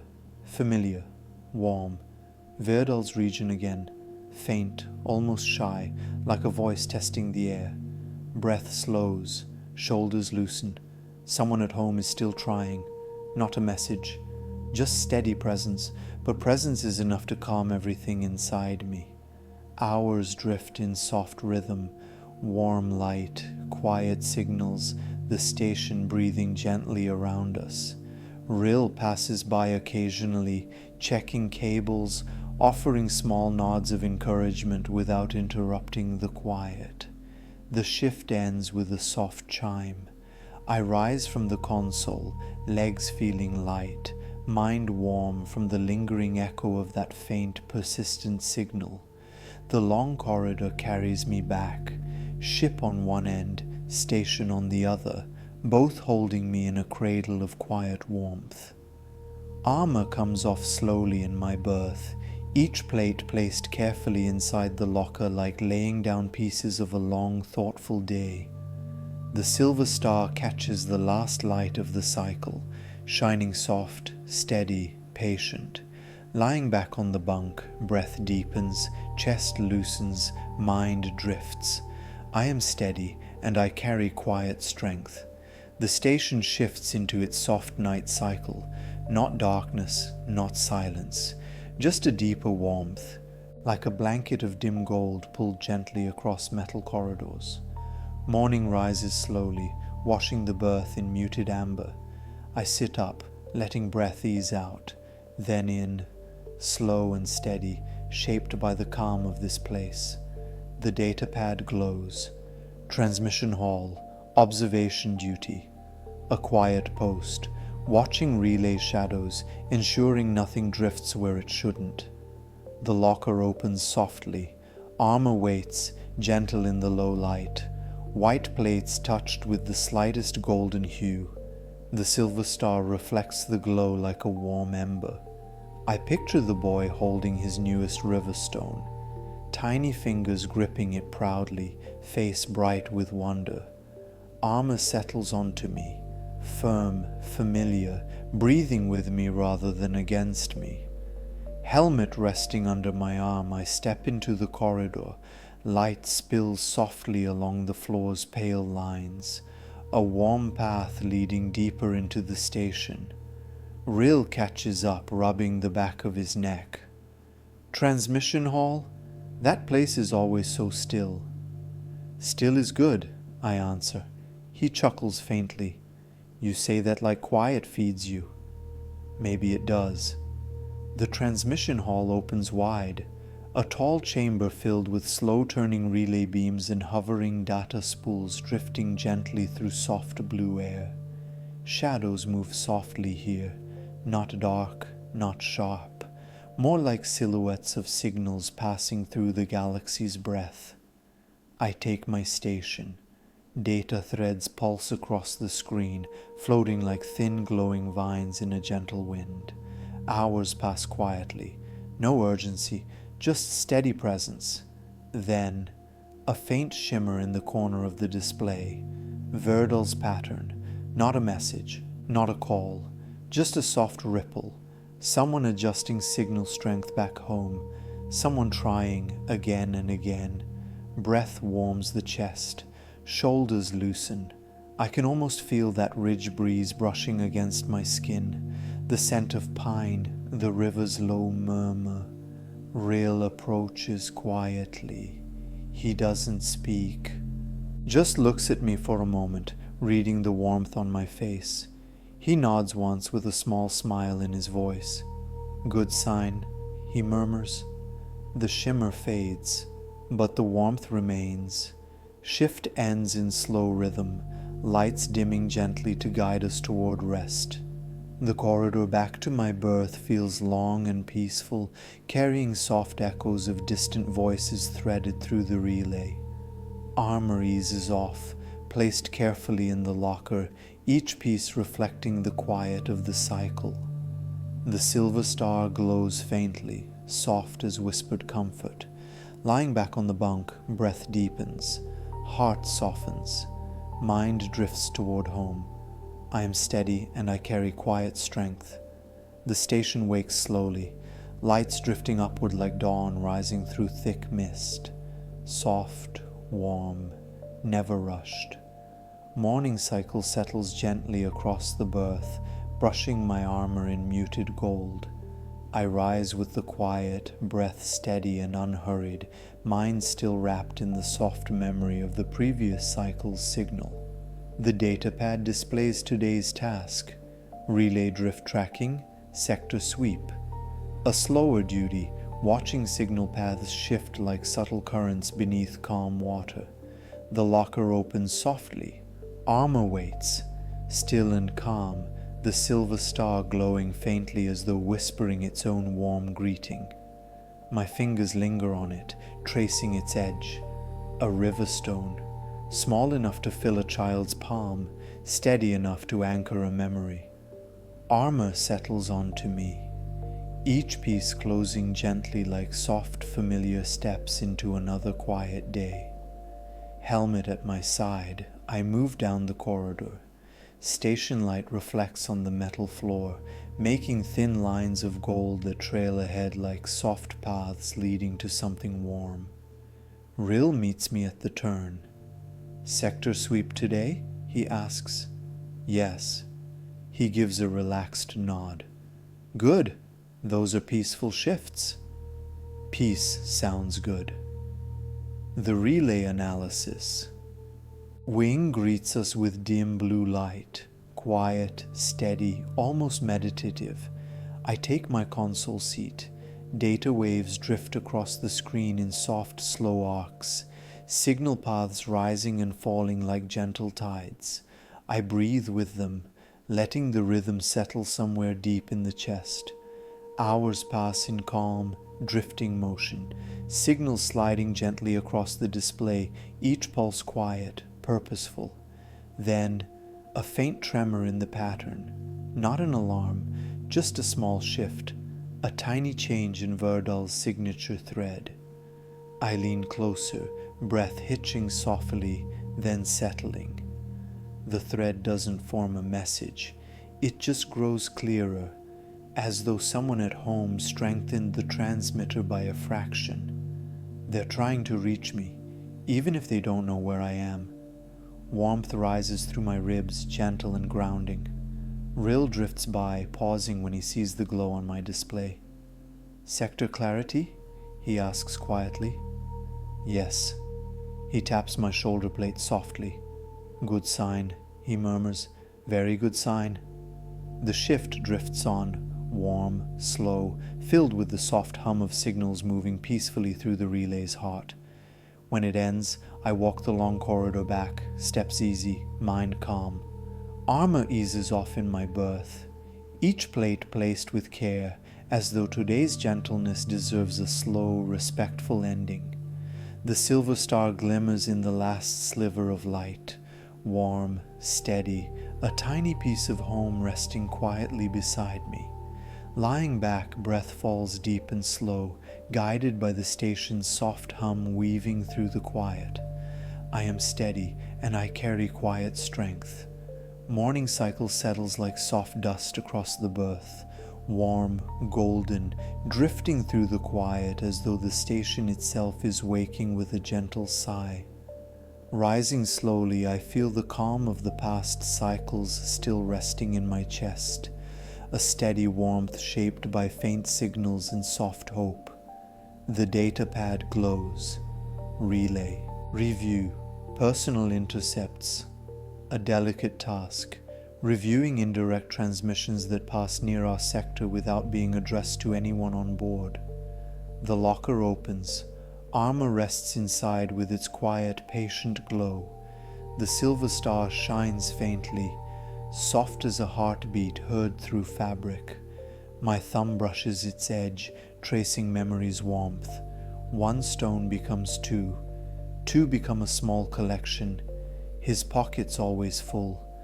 Armor settles onto me, a familiar embrace that feels almost gentle with how calm the station has become. Helmet under my arm, I walk the corridor. Light trails quietly along the floor, soft and gold, leading deeper into the station's heart. Rill catches up beside me. "Personal intercepts?" he asks, voice still thick with sleep. "Yes." He gives a low hum. "If there's anything meant for you, that's where it'll drift through." Maybe he's right. Maybe today will carry something more. The review chamber glows softly. Rows of consoles illuminated in gentle blues and greens, each one alive with drifting signals. I take my seat. The screen fills with warm, wavering threads of sound. Messages between families, small status reports, casual updates from distant outposts. Some carry laughter, some carry quiet worry. All of them feel alive. Hours pass in soft rhythm. Then, a ripple, gentle, familiar. Verdal's tone, not in full form but tucked inside a passing signal. I isolate it carefully as though cupping something fragile in both hands. Static clears. A soft voice slips through, fractured but warm. "River low today. Boy found a," says it. "Reminds him of you." The rest dissolves, but the warmth remains, settling deep beneath the ribs like a quiet ember. He remembers. Even through distance, he remembers. A breath slips out, slow, steady, touched with soft gratitude. Rill notices the faint change in my posture and leans closer. "From home?" he murmurs. I nod. "A piece of a message." He pats my arm plate gently. "Hold on to it. Sometimes the fragments mean more than the full thing." He's right. Every small echo feels like a guiding star. The shift ends with warm lights dimming into soft twilight. Walking back, the corridor feels shorter, more familiar, more like a path leading toward comfort. Armor eases off in slow, gentle motions, placed carefully inside the locker where the silver star glows like a small lantern. Lying down on the bunk, breath deepens. Thoughts soften, the echo of that fractured message lingering warm in the quiet of my chest. I am steady and I carry quiet strength. The station hums with a soft, warm pulse, steady as a heartbeat resting beneath metal skin. Morning cycle light drifts across the berth in quiet layers of gold. Sitting up, breath settles deep and slow. That fractured message from the previous cycle still lingers in my chest, warm as a hand resting over my heart. The datapad shows sector diagnostics, field drift review. A calm task, watching distant patterns shift like currents beneath still water. The locker opens softly. Armor waits gentler each day. White plates warmed by station light, the silver star glowing faintly like a small promise held close to the ribs. My fingers brush its edge, tracing the memory. Wind on the ridge carried the same warmth. A soft green scent moving between pine branches like a quiet song. Armor settles onto me, breath falling naturally into the spaces it shapes. Helmet under my arm, I walk the long corridor. The floor glows softly with guiding lines, pulsing in perfect harmony with the station's gentle rhythm. Real steps out from a side passage, stretching his arms. "Diagnostics day," he says. "You'll be close to the window decks." "Good," I answer quietly. He tilts his head. Tone, soft, smile. Looking for the Verdal flicker again? Maybe he sees more than I speak. Maybe the whole station does. The diagnostic chamber opens into a semicircular hall lined with tall observation panels. Not full windows, but wide translucent screens displaying the drift of signals across the relay map. I take my station. Patterns flow slowly, soft pulses rising and fading like breath, in and out. Hours pass quietly. No alarms, no turbulence, just the gentle choreography of distant worlds speaking softly to one another. Then a small ripple, familiar, warm. Verdal's trace emerges along the top edge of the drift map, steadier than before, clearer than anything I've seen on previous cycles. My breath catches, then settles into a deeper calm. They're strengthening the line, slowly, carefully, like someone lighting a lantern in the distance. Rill approaches, leaning over my shoulder. "Your homeworld again," he murmurs. "It's becoming a pattern." "A good one," I reply softly. He nods. "Patterns matter." A gentle truth spoken with quiet understanding. The ripple fades slowly. Not gone, just settling like a wave returning to calm water. The shift ends with a soft chime from the intercom. The corridor back to my berth feels warm today. Air brushing lightly against my armor, almost like a memory of wind on the ridge. Armor eases off gently, laid carefully in the locker. The silver star gleams softly, bright in the dimming cycle light. Lying down, breath deepens, shoulders loosen, mind drifting softly toward home's green wind. I am steady, and I carry quiet strength. The station hums quietly in the early glow of morning cycle. Soft amber light stretching long shadows across the berth. Sitting up, breath settles warm and low, shaped by the comfort of yesterday's flicker. Verdals. Presence drifting through the relay like a soft memory brushing against my skin. The datapad shows outer array monitoring, auxiliary slot. A calm shift close to the outer hull panels where signals skim the edge of the station's shield. The locker opens. Armor waits, glowing gently in the soft gold. The silver star catches the light like a small lantern held cupped in gentle hands. My thumb moves over it slowly. His pockets always full of stones. Wind in his hair. Feet on river rock. A world I still carry inside my ribs. Armor settles on. Breath molding itself around the familiar weight. Helmet in hand, I walk the corridor. The walls glow in soft lines, guiding paths shaped with gentleness in mind. Rill joins me at the junction, stretching a tired arm. "Outer array today?" he asks. "Yes?" freshest light in the station, might even see the stars through the hull veil. The idea warms me more than expected. The array chamber opens into a long curved hall. Outer hull on one side, relay panels on the other, faint transparent shielding offering silhouettes of distant stars. I take my console. Data flows slowly. A quiet tide of soft pulses drifting across the display. Beyond the shield, stars shimmer like scattered embers drifting through endless night. Hours pass in gentle rhythm. Then, a subtle tremor near the top of the data field. Verdal's trace again. Faint, warmer than yesterday, more confident. My breath deepens, chest expanding with quiet relief.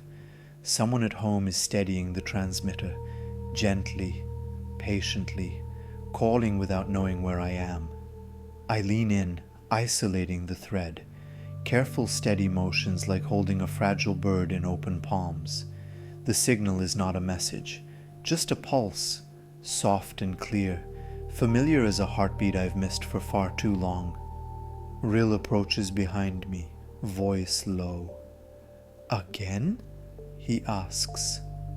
"Yes." He rests a hand on my shoulder plate. "It's growing stronger. That means something." Maybe it does. Maybe everything does.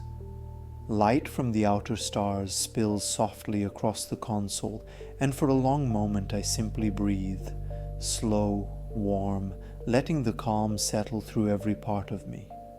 Shift ends with a gentle dimming of lights. The walk back is quiet, a warm corridor stretching between stars and memory. Armor eases off in the berth, chest plate resting gently beside the silver star that glows softly in the low light. Lying down, breath deepens, body softens, mind drifting toward the familiar pulse of home's distant wind. I am steady, and I carry quiet strength. The station feels softer today, its hum lower, its lights warmer, as though it has grown used to the quiet rhythm of my breath and beats along with it. Morning cycle spreads slowly across the berth, bathing the room in muted amber. I rise quietly, shoulders loose, chest warm, wrapped in the lingering calm of yesterday's familiar pulse from Verdal. The datapad glows, comms silhouette mapping, outer ring. A gentle task, tracing the outline of transmissions passing near the station's shield. The locker opens, armor rests inside like a silent companion, white plates touched by soft morning light. The silver star shimmers faintly as if greeting me. The boys' laughter always carried a brightness deeper than any river stone. Armor settles around me, warm where it presses, steady where it wraps, shaping breath without taking it. Helmet under my arm, I walk the corridor. Today the lights glow softer, longer stretches of gold drifting beneath my steps. Rill joins me without a word, matching my pace easily. After a moment he murmurs, "You're breathing easier. I can hear it." Maybe. He's right. The outer ring mapping chamber opens into a quiet circular hall, transparent shielding above revealing a slow sweep of stars drifting overhead like lanterns carried on dark water. I take my console. The display fills with soft silhouettes of signals, outlines, not full patterns, echoes of voices passing near the station on their way somewhere else. Hours drift in silence. Gentle currents of data sway across the screen like strands of silk caught in a slow breeze. Then, a faint ripple near the top arc of the map, Verdal's silhouette. Not the full signature, just a shape, but unmistakable. My breath steadies, slow and deep. They're closer today, reaching into the dark with careful hands. I isolate the silhouette, watching it pulse faintly, warm, persistent, steady. Rill leans over gently. "It's them again. he says softly. Yes. He rests a hand on my arm plate. They're trying, and you're hearing them. That's enough for now. The silhouette fades slowly, not gone, just drifting beyond the relay's reach like a lantern carried by wind. Shift ends as lights dim into soft dusk. The corridor back to my berth feels warm beneath my boots, as though the station itself remembers each echo passing through its walls. Armor comes off gently, placed into the locker with quiet care. The silver star glows softly, patient, steady, a tiny memory shimmering in the dim light. Lying back on the bunk, breath deepens. Chest expands slowly as calm drifts in like fog rolling over the ridge at dawn. I am steady and I carry quiet strength. Morning cycle rises slow and gentle. Soft amber glow spreading across the berth like warm breath drifting over quiet water. Sitting up, I feel a calm weight in my chest. Not heavy, steady, like the warmth that lingers after hearing a familiar voice across a great distance. The datapad glows with today's task.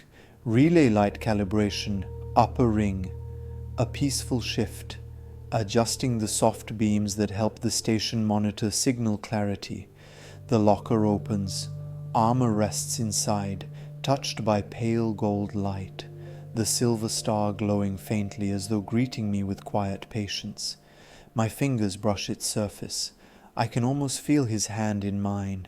Warm, small, holding that stone he said he'd show me one day. Armor settles onto my body. Weight familiar, shaping breath without pressing too hard. Helmet resting under my arm, I move into the corridor. Lights glow softly beneath my steps, guiding me toward the upper ring where stars feel closer than anywhere else in the station. Real joins me at the lift, adjusting a glove strap. Upper ring today? He asks. Yes. Good. That place is peaceful. Feels like the galaxy is breathing with you. The lift opens. The upper ring stretches in a long, gentle arc, the hull thinner here, shielding offering faint glimpses of slow-moving stars. I take my station. Relay lights shimmer in soft vertical lines, gentle pulsing beams that guide signals like lantern posts along a quiet path. Hours pass in warm rhythm, adjusting beams, aligning patterns, breathing with the slow pulse of the relay. Then, a faint tremor moves across the lowest beam. Verdal's trace, softer than before, but clearer in tone, warm, steady, shaped by someone trying and trying again. My breath deepens, shoulders sinking into gentle calm. Someone at home is calling into the stars, and their voice is finding me. I isolate the tremor, watching it pulse, small and sure, like a quiet heartbeat carried through distance. Rill stops beside me, lowering his voice. It's them again, he says. Yes. Clearer today? I nod. The warmth in my chest speaks louder than words. The tremor fades slowly into soft static. Not gone, just slipping beyond the relay's grasp like a whispered promise carried away by wind. Shift ends with warm lights dimming into gentle twilight. The corridor back to my berth feels quieter tonight. Air thicker with warmth, like something in the station is holding space for my thoughts. Armor eases off with slow, respectful motions, placed inside the locker where the silver star glows softly like a memory breathing in the dark. Lying down, breath slows, shoulders settle. Mind drifts toward that faint, warm tremor from home. I am steady, and I carry quiet strength.